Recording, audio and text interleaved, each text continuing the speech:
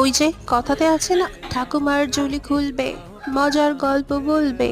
না না, এখানে ঠাকুমার ঝুলি না, মিলির ঝুলি থেকে একের পর এক জিনিস বেরোচ্ছিল। দিনটা ছিল ওই ভ্যালেন্টাইন্স উইক যখন চলছিল, ওই সময়কার যে কোনো একটা দিন। জানি জানি, সেটা অনেক দিন আগে চলে গেছে। ভ্যালেন্টাইন্স ডেটা কখনোই আলাদা করে আমার কাছে কিছু না, তাই। কিন্তু তখন যে ও আমার জন্য এত সুন্দর একটা প্ল্যান করেছিল, আমি এর কিছুই জানতাম না।